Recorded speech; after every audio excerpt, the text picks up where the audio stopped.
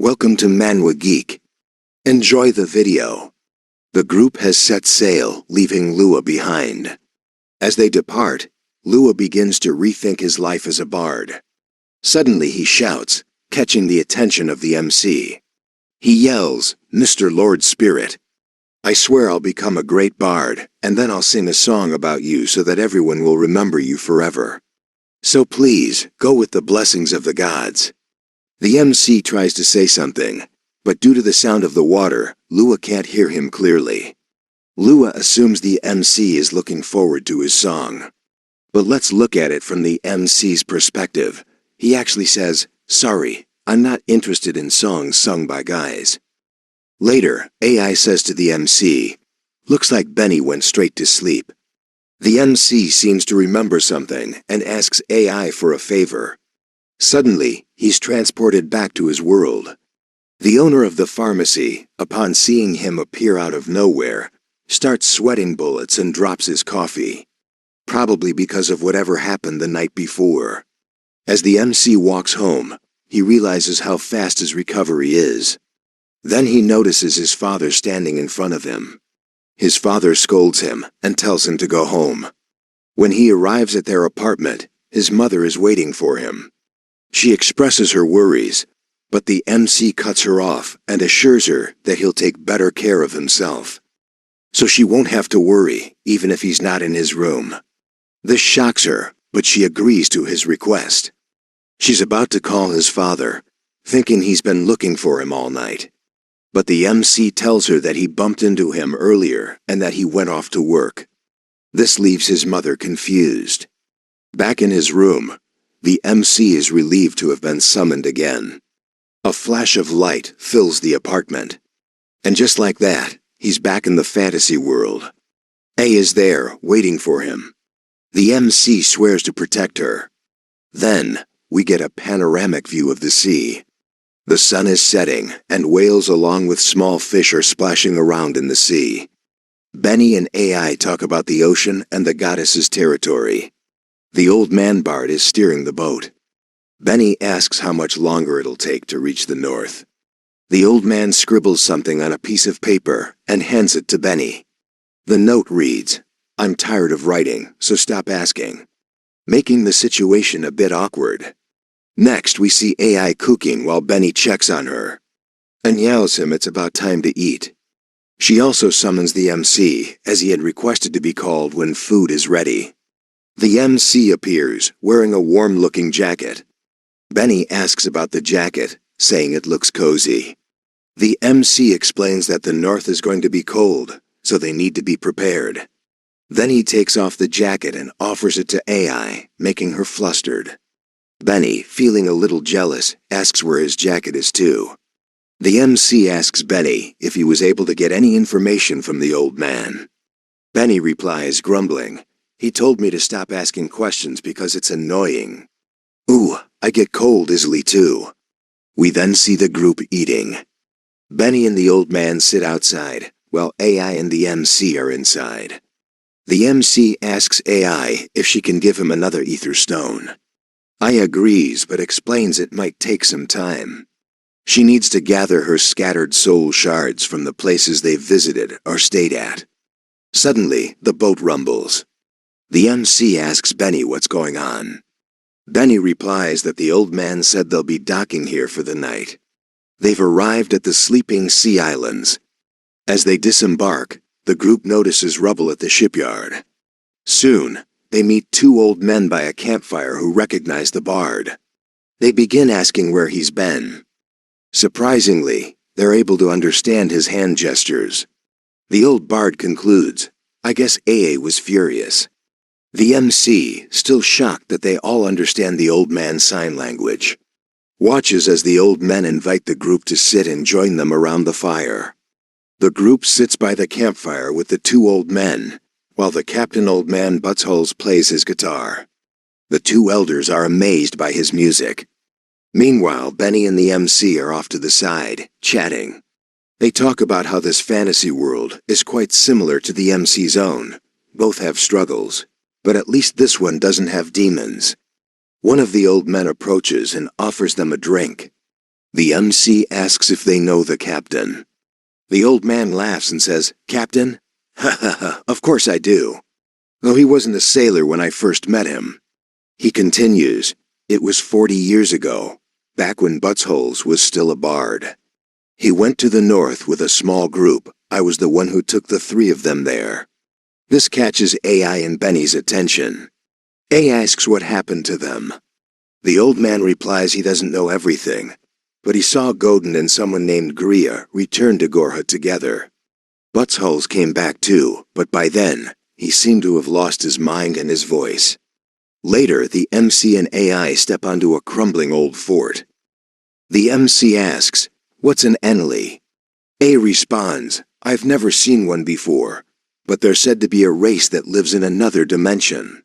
They visit our world and stay a long time, but due to their dimension's nature, it feels like they've only been gone a moment when they return." The MC laughs. Sounds like the kind of thing you see in every fantasy. Amwei smiles, noticing the MC's speech has improved. He's changing for the better. They return to the boat. That night, the MC lies awake on his camp bed, deep in thought. Benny seems to be dreaming. The MC thinks back on the old group who once ventured north. What happened to them?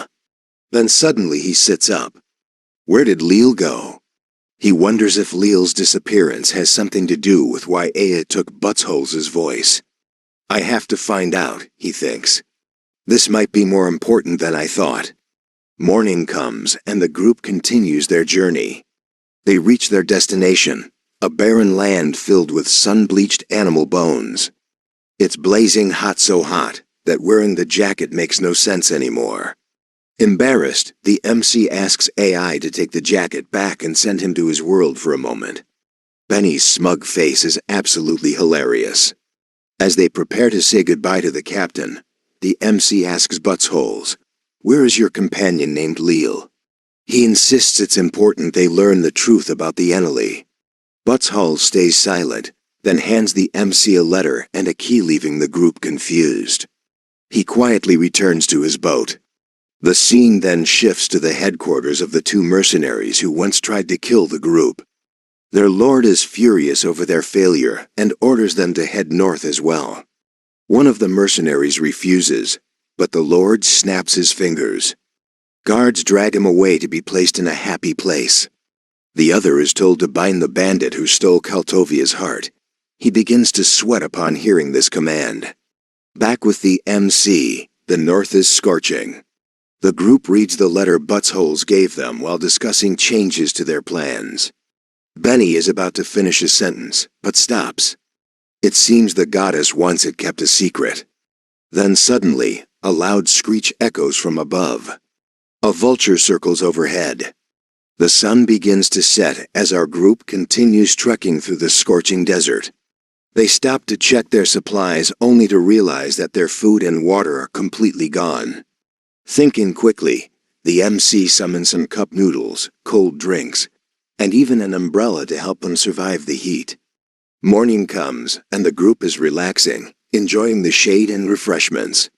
Suddenly, a massive snake disrupts their chill moment. The MC springs into action, slicing the snake into pieces with incredible speed. He finishes with a cool landing and adjusts his sunglasses like a total badass. Meanwhile, near the desert mountain cliffs, a girl is lost and confused, struggling to read the map she bought. Narrator voice: "The girls here are really hot." Frustrated, the girl shouts, only to hear footsteps approaching. It's our group. Benny complains dramatically, "I'm dying, I'm thirsty." It's so hot. Clearly fed up with their situation. A tries to reassure him, telling him they've arrived. The girl hides nearby, curious about who they are. Benny teases AI with a smug grin. Who was it again that said they're not bad with directions? The MC joins in, siding with Benny, which makes AI embarrassed and flustered. The MC then checks the mysterious key they received earlier. He notices a glass lens in the handle and peers through it. He spots a tower hidden in plain sight, disguised as a large desert rock. As he steps closer, a door appears. Unbeknownst to them, the girl quietly sneaks in after them. Inside the tower, Benny notices a cabinet and nearly spots the girl. But she manages to hide herself just in time. The MC tells Benny and AI to start looking for a journal. A finds a map of the north. But then the MC suddenly shouts, "I found something." Both AI and Benny rush over to see what it is, only to find the MC frozen in awe staring at a pale, round shape. It turns out what he discovered was the girl's bum, which had been sticking out from her hiding spot. The girl turns around, shocked and blushing, while the MC stands there completely mesmerized by the unexpected discovery. Ghoul, Nadal, in an ancient language, it meant an object possessing great power. Was it created by a god, an ancient dragon, or perhaps a legendary wizard? No one knows for certain. These powerful items have existed for countless ages. Unlike shellcoins, which are used by alchemists and depend on mana or the user's ability, Ghoul Nadal artifacts can be used by anyone, regardless of their strength or the presence of mana. This narration is actually being spoken by the mysterious girl. She possesses one of these artifacts, a dagger said to contain the power of Garden, the Lord of Darkness. The legend claims that anyone who wields this dagger becomes invisible when standing in the shadows. So how is it, she wonders, that them can see her? Still confused, AI asks, "Is something there, Lord YouTuber?" The MC approaches the girl, who instinctively stomps her foot and commands him to stop creeping closer. The scene is hilariously tense. Benny and AI are both shocked to hear a girl's voice out of nowhere.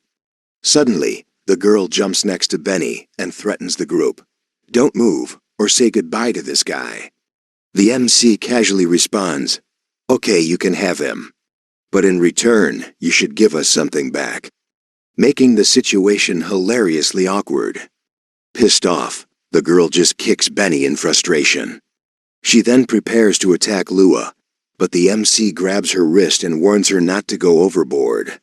She shivers slightly under his grip. Later, the girl is tied to the wall. She tries talking to the MC and Benny, but they ignore her. The MC asks Benny if he can tie her up even tighter. The two guys quietly mumble to each other while the girl grumbles, clearly annoyed. AI arrives, holding the Journal of Godin, which she found on the second floor. The MC walks up to the girl, eyes her chest suspiciously, and reaches in, only to yank a piece of paper hidden inside her clothes. The girl panics, but the MC loses interest quickly, thinking it's just a wanted poster. The girl asks if they're fugitives too. She reassures them that she's also on the run. A reads the note aloud. The girl's name is Beatrice from the Thieves' Guild called Abyss. Beatrice interrupts proudly, "You're missing the great. It's great thief, Beatrice." MC gives her a confused look. "How can a thief be great? You're all just criminals."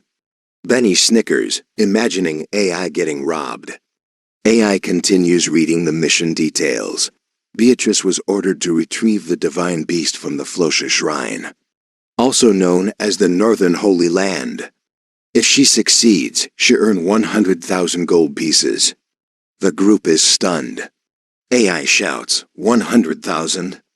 Now they know Beatrice's real objective for coming to the tower. AI tries to lecture her on how thievery is wrong, but Beatrice rolls her eyes and shoots back. Yeah. And I suppose you're here because you're the wizard Godin, huh? Don't tell me trespassing on private property is suddenly okay." Benny and the MC burst out laughing, clearly enjoying the burn. AA's left flustered and embarrassed. In the end, the group agrees to let Beatrice go. Meanwhile, outside the tower at a nearby camp, people begin crawling out of their sheds. One man drags himself out, crawling on the ground. A boy walking by notices him. The man stares at the child with huge, haunting eyes. The boy's father quickly tells him, "Don't look at them." But the boy responds, "I'm not looking at them. I'm looking at the flowing river." A father and son are journeying through the northern lands, crouch low and repeating their prayers as they walk. The boy is visibly tired, and the father suggests they take a short break. As they rest, the father begins to tell a story. Water is the source of all life, a blessing from the gods. But the water we find in the north is even more special. It's a gift from the skies, a token of mercy. He explains that the northern lands once belonged to demons and demihumans. The boy wonders aloud, but there are so many normal humans living here now. The father nods. Yes, that's true. But something massive happened in the north before you were born. A descendant of dragons and devils, a cursed, illegitimate child, rejected by both gods and ancient dragons, was hidden away in the north. No one took responsibility for it. Over time, the people living here either fled to the south or went into hiding underground, while demons began to multiply. Then came a savior, Kaltovia of the Dusk, the Lord of the Wall.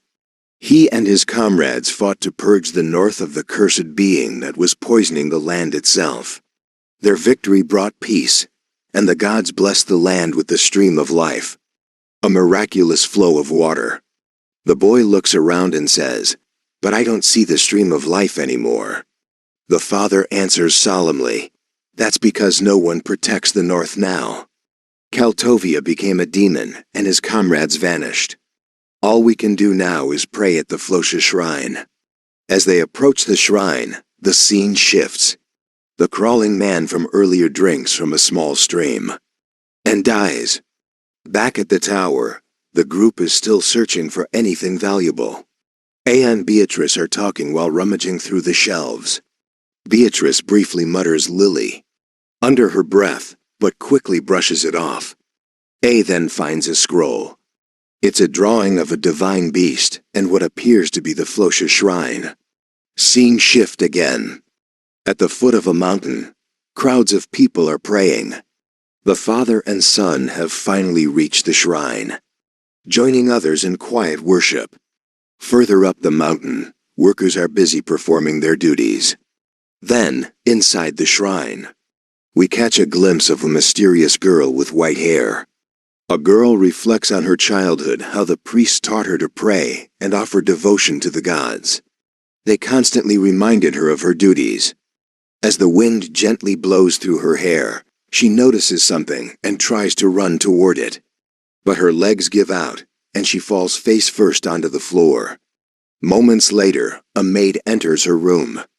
We then see the girl quietly praying. The maid places food on a floating tray and gently pushes it toward her before leaving. The girl peeks at the food, sighs in disappointment, and stares off into the distance. Back at the tower, the MC asks AI if she found anything useful in the journal. AI explains the journal contains notes about the last expedition. Specifically, how something felt off with the demons. The journal also mentions the Enli catching Beatrice's attention. Beatrice brings up the dimensional gate that connects to the Enli's world. After that, she casually says her goodbyes and leaves. Cut to the little boy from earlier. He's holding the money his father gave him. An old woman scams the boy, claiming it's not enough. She shuts him in a small space. Cold and scared, the boy glances out a tiny window. He wonders if the stream of life truly exists. He thinks to himself, "It's scary right now."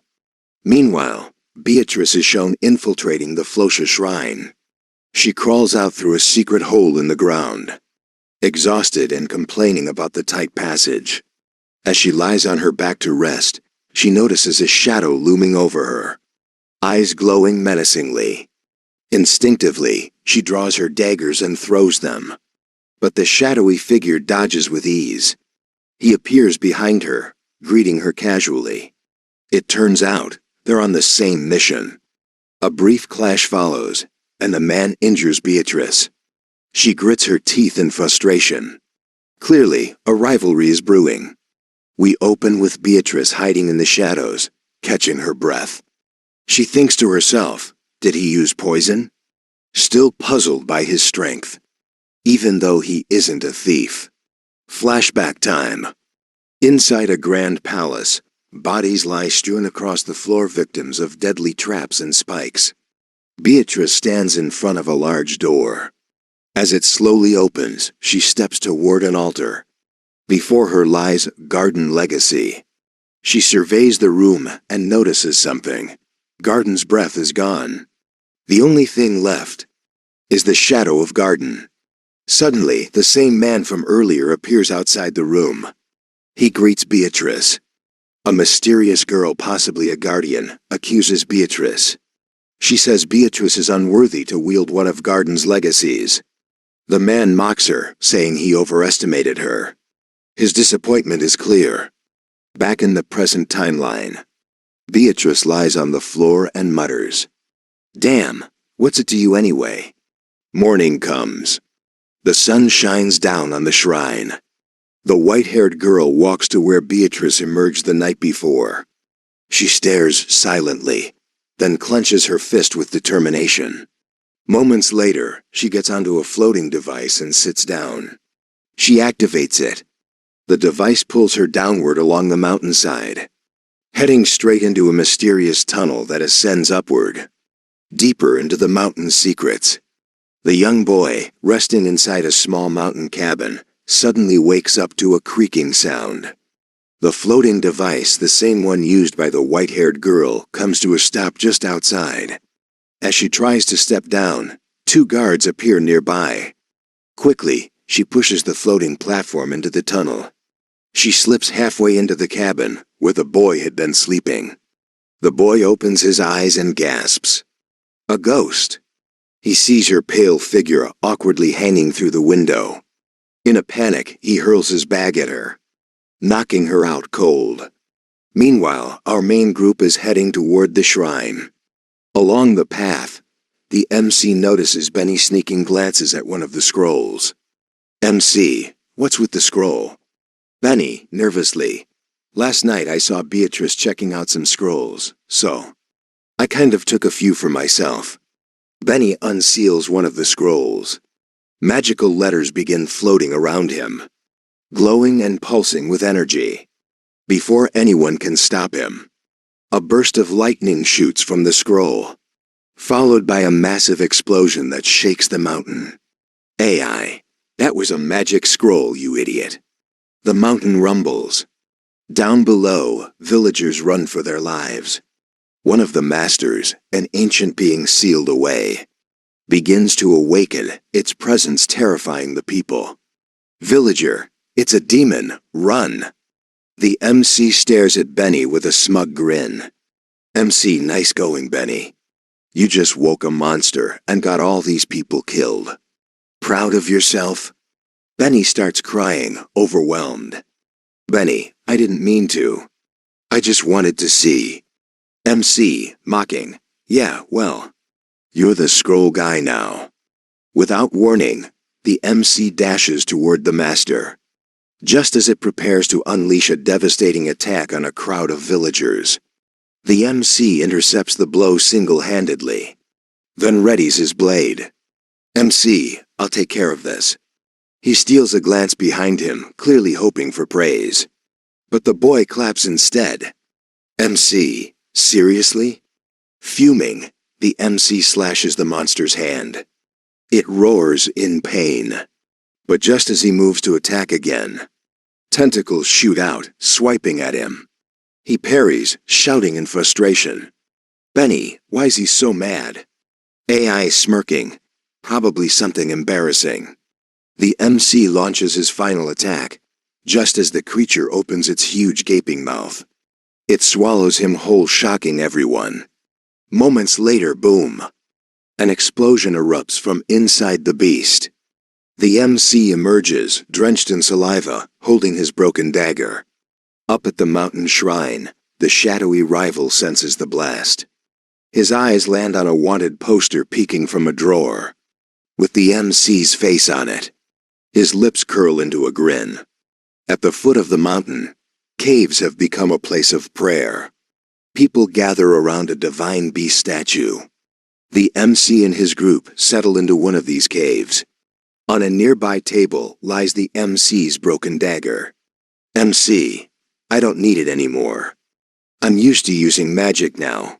He channels mana through his hands. Benny and AI look on in amazement. Just then, an old man enters the cave. He introduces himself as Hellet, the leader of the prayer hall. Hellet, I want to thank you for saving us. But water has been so scarce. We have nothing to offer. Curious, the MC asks. MC, why pray in the cave, not the shrine?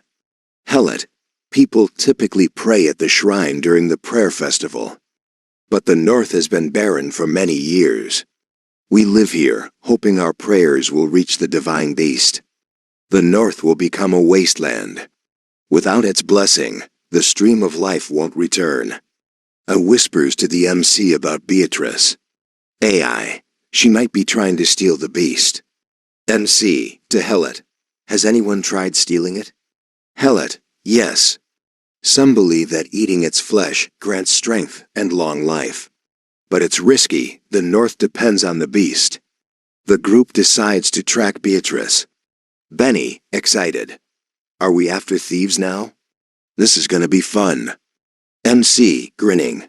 Well, if we see her, we can catch her. I mean, I like catching thieves. He smirks. I mean, her. I like catching her. Benny blinks in confusion. Benny, did you just say you like her butt? Meanwhile, at the shrine, a trumpet echoes. Beatrice, her boobs bouncing as she runs from the guards, dodges their attacks with agility. She reaches the ceiling, merges with the shadows, and vanishes from sight. The baffled guards regroup and whisper. Guard, the divine beast is gone. Did she take it? Beatrice overhears and mutters in disbelief. Beatrice, the divine beast is gone? Back in the cabin, the boy stares at the divine beast statue, then falls asleep, unaware of what's happening around him. A loud thud shakes the cabin's walls. Two guards, still looking for the divine beast, take a break outside. They talk about the priestess who left the shrine. Guard, she's not a priestess. Someone probably kidnapped her.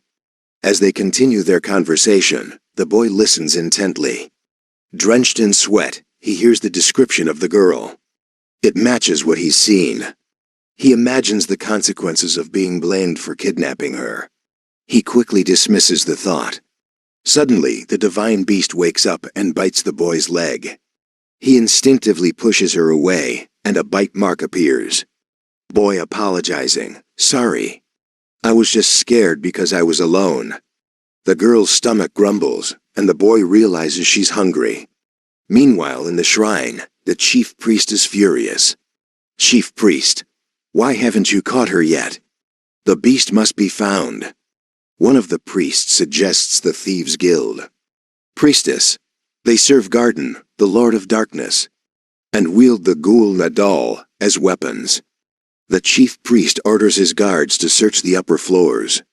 He tells the two sexy priestesses to step in if the guards fail. Back at the shrine, Beatrice finds an exit.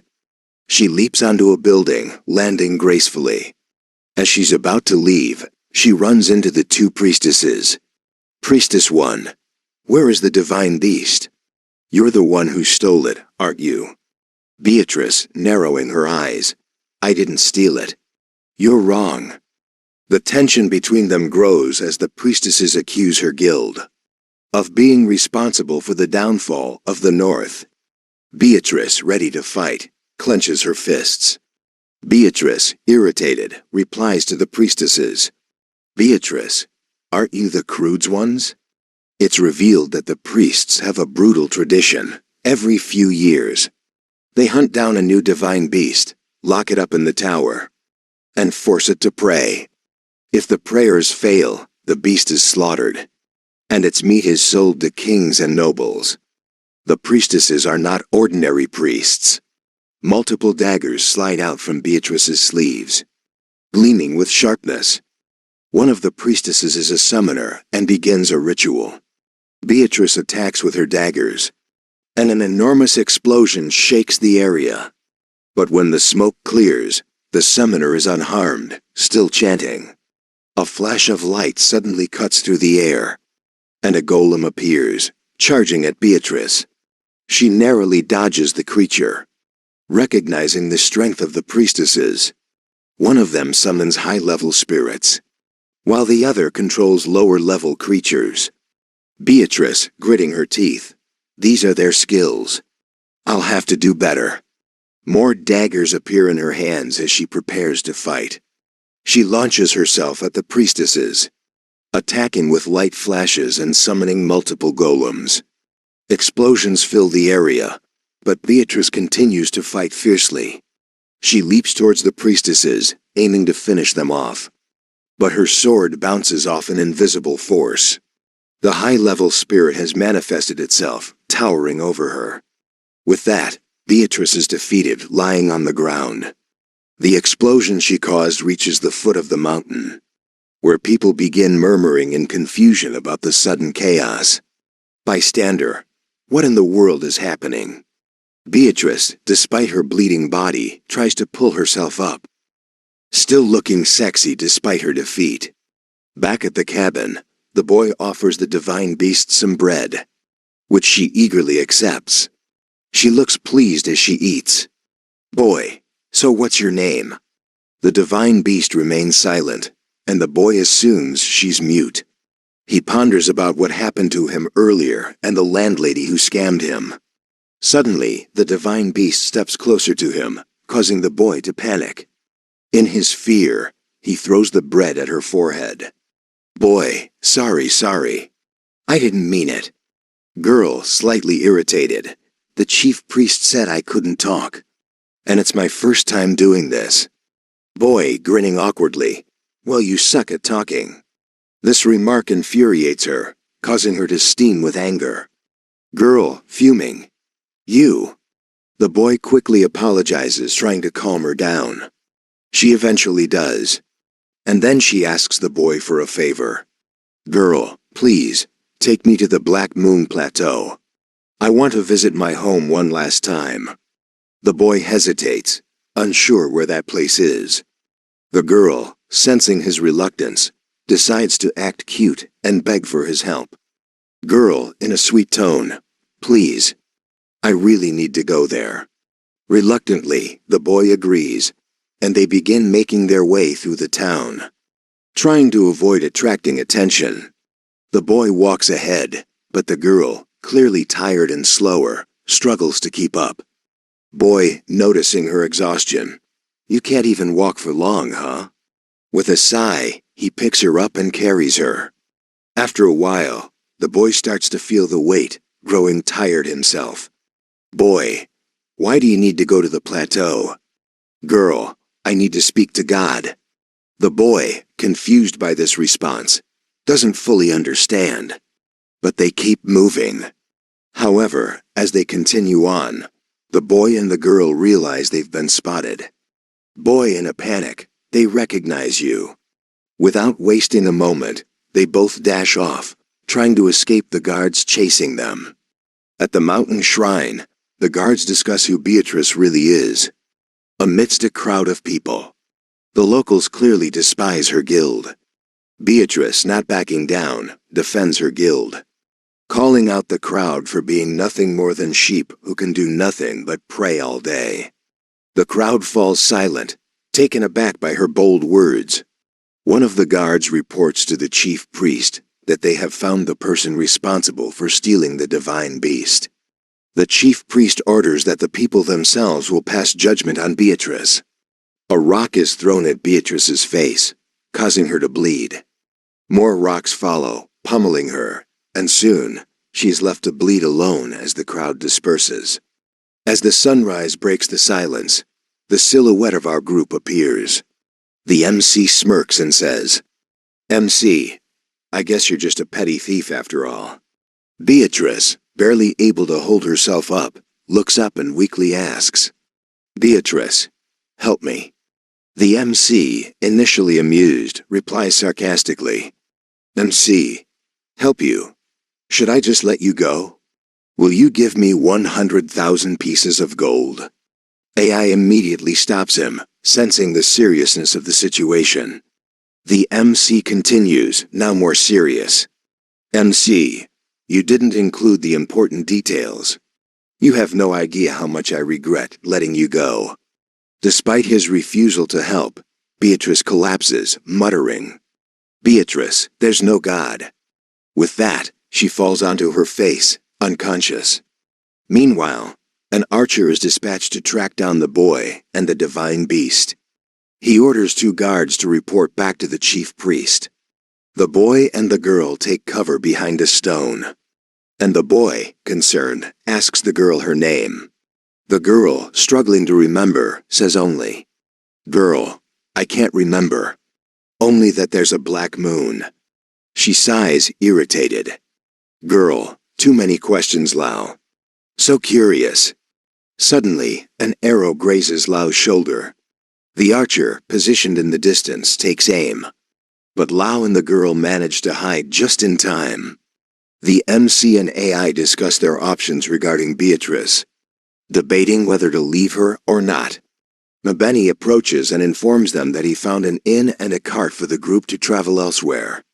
The group boards the cart, deciding to head toward the wall as quickly as possible. The driver suggests a detour to avoid any thieves, but the group insists on sticking to the original route. Suddenly, the shadow guy appears out of nowhere, his blade at the ready, aimed directly at the MC. Back to Lao and the girl, they continue running from the archer. The girl is visibly exhausted, and Lao, unsure what to do next, contemplates surrendering the girl to end their chase. The archer catches up and corners them, but then unexpectedly, he halts, as though expecting something. The girl casts a magic illusion, confusing the archer and hiding their presence. Exhausted and injured, Lo stands, his body trembling from the strain. As he moves, wings sprout from the girl's ears, and she deactivates the magic, though the girl herself is trembling from the effort. More feathers spring from her back, and Lao, despite his pain, stands up and walks on, though his wound throbs. Lao, we need to take a new path. Suddenly, Lao collapses, his body unable to take the strain any longer.